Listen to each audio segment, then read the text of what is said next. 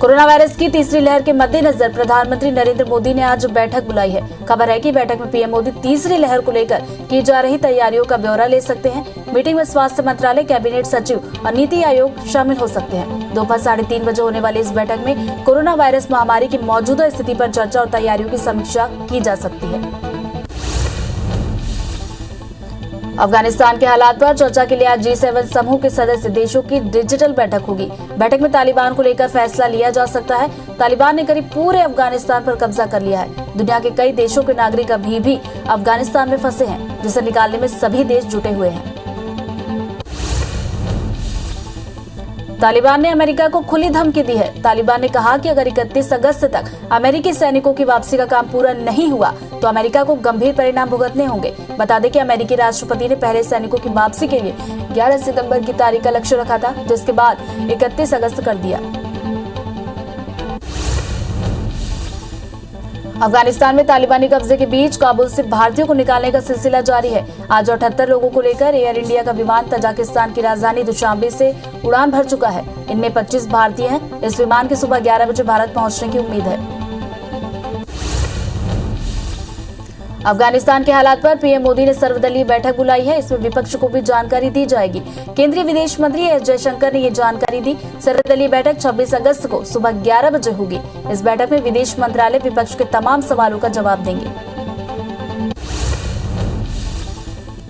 छत्तीसगढ़ के सीएम भूपेश बघेल और स्वास्थ्य मंत्री टीएस सिंहदेव दिल्ली दौरे पर हैं। आज दोनों राहुल गांधी और केसी वेणुगोपाल से मुलाकात करेंगे। इसके साथ ही छत्तीसगढ़ की वर्तमान राजनीति पर राहुल गांधी दोनों नेताओं से पीएल पुनिया के साथ चर्चा करने वाले हैं। मध्य प्रदेश में कल से महावैक्सीनेशन अभियान फिर से शुरू होगा। अभियान की तैयारी को लेकर सूबे के मुखिया शिवराज सिंह चौहान आज बैठक लेने वाले हैं। सीएम शिवराज आज जिलों के कलेक्टर्स के साथ बैठक लेंगे और तैयारियों की जानकारी लेंगे। बता दें कि मध्य प्रदेश में महावैक्सीनेशन अभियान 25 और 26 अगस्त को चलाया जाएगा। सीएम शिवराज सिंह चौहान आज दोपहर 12 बजे Ahmednagar Narmada water supply pump house का उद्घाटन करने वाले हैं। इसके साथ ही भोपाल नगर निगम की 50 शहरी लोक परिवहन बसों का शुभारंभ करेंगे। वहीं शाम 4 बजे मंत्रियों, सांसदों और विधायकों के साथ मंत्रालय में मुलाकात करेंगे। केंद्रीय रक्षा मंत्री राजनाथ सिंह, उत्तर प्रदेश के मुख्यमंत्री योगी आदित्यनाथ ने पूर्व मुख्यमंत्री कल्याण सिंह के पार्थिव शरीर को बुलंदशहर के नरौरा में श्रद्धांजलि अर्पित की। इस दौरान बीजेपी के तमाम नेता मौजूद रहे। सभी ने पूर्व मुख्यमंत्री कल्याण सिंह को अंतिम विदाई दी। उत्तर प्रदेश के पूर्व मुख्यमंत्री कल्याण सिंह पंचतत्व में विलीन हो गए। उनके बेटे राजवीर ने मुखाग्नि दी। उनका अंतिम संस्कार बुलंदशहर के नरौरा में गंगा तट पर बासी घाट पर किया गया। पूरे राजकीय सम्मान के साथ अंतिम विदाई दी गई। इस दौरान आंखों में आंसू लिए लोग अंतिम दर्शन के लिए उमड़ पड़े। बार बार बेकाबू होती भीड़ को रोकने के लिए पुलिस ने मोर्चा संभाला। पंजाब के सीएम कैप्टन अमरिंदर सिंह की कड़ी फटकार के बावजूद पंजाब कांग्रेस के अध्यक्ष नवजोत सिंह सिद्धू के सलाहकारों की बयानबाजी जारी है। सिद्धू के सलाहकार मालविंदर सिंह माली ने फिर कैप्टन पर निशाना साधा है। इसके बाद सिद्धू ने दोनों सलाहकारों को तलब कर उनके साथ 4 घंटे तक मीटिंग की। इधर कांग्रेस हाईकमान ने दोनों सलाहकारों पर कार्रवाई के संकेत दिए। किसान आंदोलन के दौरान सड़कें ब्लॉक करने को लेकर सुप्रीम कोर्ट ने नाराजगी जताई है। सुप्रीम कोर्ट ने केंद्र और यूपी सरकार से इसके समाधान करने को कहा है। सुप्रीम कोर्ट ने केंद्र को आदेश दिया है कि दिल्ली से नोएडा के बीच सड़क पर कोई व्यवधान न हो, ये सुनिश्चित किया जाए। कोर्ट ने कहा कि किसानों को प्रदर्शन का अधिकार है, लेकिन सड़कों को अनिश्चित काल के लिए बंद नहीं किया जा सकता।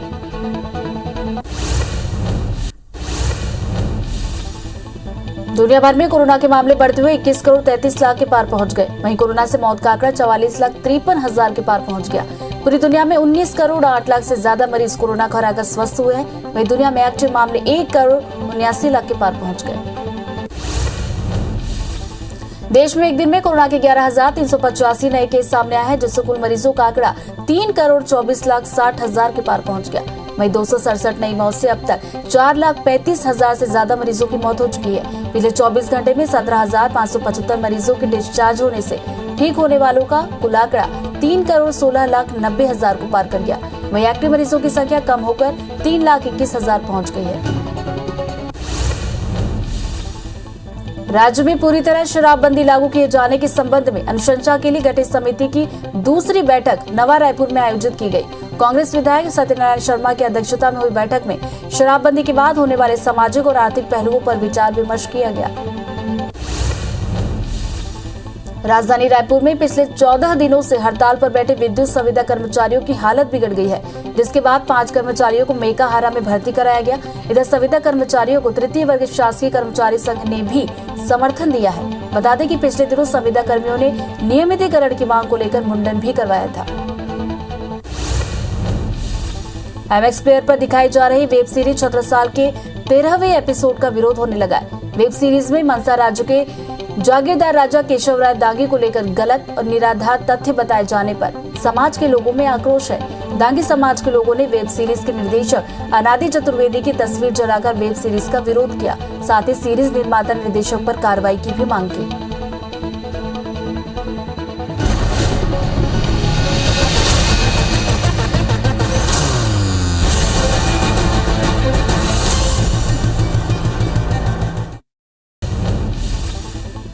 जबलपुर में बीजेपी कार्यकर्ताओं ने नगर निगम की कार्यप्रणाली से खफा होकर चक्का जाम किया।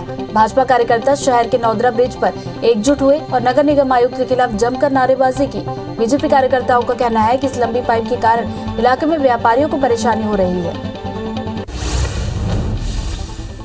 बिलासपुर नगर निगम में सामान्य सभा से पहले सियासत तेज हो गई है। इस बीच कांग्रेस ने अपने पार्षदों को व्हिप जारी कर सामान्य सभा में उपस्थित होने और प्रस्तावों पर सहमति देने के निर्देश दिए। दरअसल आज से नगर निगम की सामान्य सभा होने जा रही है, जिसमें 93 प्रस्ताव रखे गए हैं।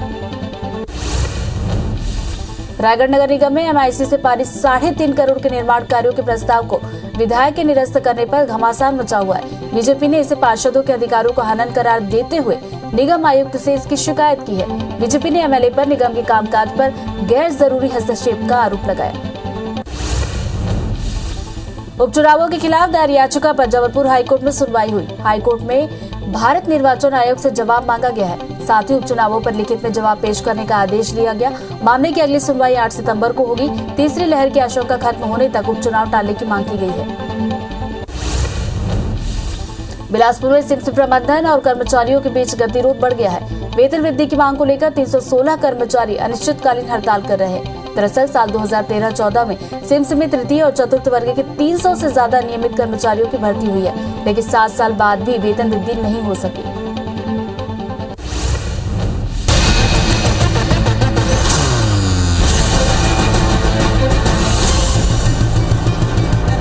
आपके अपने पसंदीदा चैनल IBC 24 में मैं हूं आपके साथ रितु सिंह।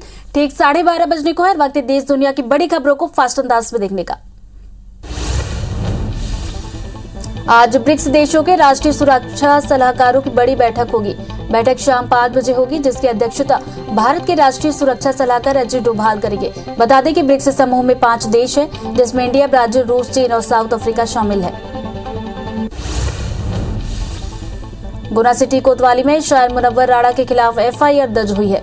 महर्षि वाल्मीकि पर अभद्र टिप्पणी करने पर ये FIR दर्ज की गई है। सिटी कोतवाली थाने में बीजेपी नेता सुनील मालवी की शिकायत पर मुनव्वर राणा के खिलाफ मामला दर्ज किया गया। केंद्रीय मंत्री नारायण राणे के खिलाफ पुणे के चतुश्रृंगी पुलिस स्टेशन में युवा सेना की शिकायत के बाद FIR दर्ज की गई है। मुख्यमंत्री उद्धव ठाकरे के खिलाफ आपत्तिजनक भाषा का इस्तेमाल करने के लिए नारायण राणे के खिलाफ IPC की धारा 153 और 505 के तहत FIR दर्ज की गई। अफगानिस्तान में तालिबानी कब्जे के बीच काबुल से भारतीयों को निकालने का सिलसिला जारी है। आज 78 लोगों को लेकर एयर इंडिया का विमान तजाकिस्तान की राजधानी दुशांबे से उड़ान भर दिल्ली पहुंचा। इनमें 25 भारतीय हैं। इस विमान से गुरु ग्रंथ साहिब की 3 प्रतियां भी लाई गई। केंद्रीय मंत्री हरदीप सिंह पुरी काबुल से आए श्री गुरु ग्रंथ साहिब की 3 स्वरूप दिल्ली एयरपोर्ट से बाहर लेकर आए। श्री गुरु ग्रंथ साहिब की 3 स्वरूप काबुल से फ्लाइट में भारत लाए गए हैं। हरदीप सिंह के साथ केंद्रीय मंत्री धर्मेंद्र प्रधान भी मौजूद रहे। इस दौरान अफगानिस्तान से वापस आए लोगों ने PM मोदी को धन्यवाद दिया। अफगानिस्तान में फंसे बाकी भारतीयों को लाने के लिए भी तैयारियां तेज हो गई हैं। केंद्रीय मंत्री हरदीप सिंह पुरी ने कहा, मैं प्रधानमंत्री को धन्यवाद करना चाहता हूं, जिन्होंने रेस्क्यू ऑपरेशन चलाकर अफगानिस्तान को मुश्किल में हमारे भाइयों को लाना संभव बनाया। अफगानिस्तान के हालात पर चर्चा के लिए आज G7 समूह के सदस्य देशों की डिजिटल बैठक होने वाली है। बैठक में तालिबान को लेकर फैसला लिया जा सकता है। तालिबान ने करीब पूरे अफगानिस्तान पर कब्जा कर लिया है। दुनिया के कई देशों के नागरिक अभी भी अफगानिस्तान में फंसे हैं, जिसे निकालने में सभी देश जुटे हुए हैं। कोरोना वायरस की तीसरी लहर के मद्देनजर प्रधानमंत्री नरेंद्र मोदी ने आज बैठक बुलाई है। खबर है कि बैठक में पीएम मोदी तीसरी लहर को लेकर की जा रही तैयारियों का ब्यौरा ले सकते हैं। मीटिंग में स्वास्थ्य मंत्रालय, कैबिनेट सचिव और नीति आयोग शामिल हो सकते हैं। दोपहर 3:30 बजे होने वाली इस बैठक में कोरोना वायरस महामारी की मौजूदा स्थिति पर चर्चा और तैयारियों की समीक्षा की जा सकती है। लगातार महंगे पेट्रोल डीजल की मार झेल रहे आम आदमी को आज थोड़ी राहत मिली है। पेट्रोल और डीजल की कीमतों में आज 15 पैसे की कटौती हुई है। इससे पहले सोमवार को तेल की कीमतों में कोई बदलाव नहीं हुआ था। वहीं रविवार को पेट्रोल की कीमत में 20 पैसे की कटौती हुई थी। राजधानी दिल्ली में पेट्रोल 101.49 प्रति लीटर है, तो वहीं डीजल के दाम भी 88.92 प्रति लीटर पर आ गए। उत्तर भारत समेत देश के कई हिस्सों में पिछले कुछ दिनों से लगातार बारिश जारी है। भारत मौसम विज्ञान विभाग के मुताबिक आज भी देश के कई राज्यों में बारिश हो सकती है। उत्तर प्रदेश और बिहार की तलहटी, उप हिमालयी पश्चिम बंगाल, सिक्किम, असम, मेघालय और अरुणाचल प्रदेश में कुछ स्थानों पर हल्की से मध्यम बारिश हो सकती है। मौसम का अनुमान लगाने वाली प्राइवेट कंपनी स्काईमेट ने कहा है कि इस साल बारिश का आंकड़ा सामान्य से 60% कम रहेगा। स्काईमेट ने इससे पहले 13 अप्रैल 2021 को मानसून का पूर्वानुमान जारी किया था। उस समय देश में सामान्य बारिश होने की बात कही गई थी, लेकिन अब इस साल बारिश के सामान्य से 60% कम रहने की संभावना है। दुनिया भर में कोरोना के मामले बढ़ते हुए 21 करोड़ 33 लाख के पार पहुंच गए। वहीं कोरोना से मौत का आंकड़ा 44,53,000 के पार पहुंच गया। पूरी दुनिया में 19 करोड़ 8 लाख से ज्यादा मरीज कोरोना को हराकर स्वस्थ हो चुके हैं। वहीं दुनिया में एक्टिव मामले 1 करोड़ 79 लाख के पार पहुंच गए। देश में एक दिन में कोरोना के 11,385 नए केस सामने आए, जिससे कुल मरीजों का आंकड़ा 3 करोड़ 24,60,000 के पार पहुंच गया। वहीं 267 नई मौत से अब तक 4,35,000 से ज्यादा मरीजों की मौत हो चुकी है। पिछले 24 घंटे में 17,575 मरीजों के डिस्चार्ज होने से कुल आंकड़ा 3 करोड़ 16,90,000 को पार कर गया। वहीं एक्टिव मरीजों की संख्या कम होकर 3,21,000 पहुंच गई। इंदौर में ब्लैक फंगस का कहर धीरे धीरे कम हो रहा है। शहर में मरीजों की संख्या में लगातार गिरावट दर्ज की जा रही है। जैसे जैसे कोरोना के मामले घटते जा रहे हैं, वैसे ही अब ब्लैक फंगस के मरीजों की संख्या में भी धीरे धीरे कमी आ रही है। शासकीय एमवाई अस्पताल में भी ब्लैक फंगस के नए मरीजों का भर्ती होना लगभग बंद हो चुका है। वहीं अस्पताल में भी अब मात्र 61 मरीज बचे हैं। राजधानी रायपुर में डेंगू का प्रकोप बढ़ता जा रहा है। राजभवन और आरकेसी में डेंगू के एक मरीज मिले। राजधानी रायपुर में डेंगू तेजी से अपने पैर पसार रहा है। 24 घंटे में डेंगू के 18 पॉजिटिव केस मिले हैं। वहीं रामसागर पारा, रामकुंड में अब स्थिति बेहतर होती हुई दिखाई दे रही है, तो वहीं रामनगर में मरीजों की संख्या बढ़ने लगी है। राजधानी रायपुर में पिछले 14 दिनों से हड़ताल पर बैठे विद्युत संविदा कर्मचारियों की हालत बिगड़ गई है, जिसके बाद 5 कर्मचारियों को मेकाहारा में भर्ती कराया गया। इधर संविदा कर्मियों को तृतीय वर्ग शासकीय कर्मचारी संघ ने भी समर्थन दिया है। बता दें कि पिछले दिनों संविदा कर्मियों ने नियमितीकरण की मांग को लेकर मुंडन भी करवाया था। जबलपुर में बीजेपी कार्यकर्ताओं ने नगर निगम की कार्य प्रणाली से खफा होकर चक्का जाम किया। भाजपा कार्यकर्ता शहर के नौदहा ब्रिज पर एकजुट हुए और नगर निगम आयुक्त के खिलाफ नारेबाजी की गई। बीजेपी कार्यकर्ताओं का कहना है कि इस लंबी पाइप के कारण इलाके में व्यापारियों को परेशानी हो रही है। एमएक्स प्लेयर पर दिखाई जा रही वेब सीरीज छत्रसाल के 13वें एपिसोड का विरोध होने लगा है। वेब सीरीज में मनसा राज्य के जागीरदार राजा केशव राय दांगे को लेकर गलत और निराधार तथ्य बताए जाने पर समाज के लोगों में आक्रोश है। दांगी समाज के लोगों ने वेब सीरीज के निर्देशक अनादि चतुर्वेदी की तस्वीरें जलाकर वेब सीरीज का विरोध किया। साथ ही सीरीज निर्माता निर्देशक पर कार्रवाई की मांग की।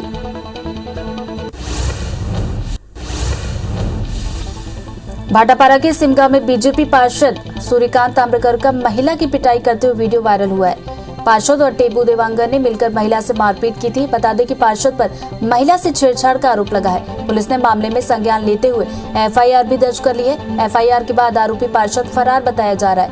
वहीं दूसरा आरोपी पुलिस की हिरासत में है।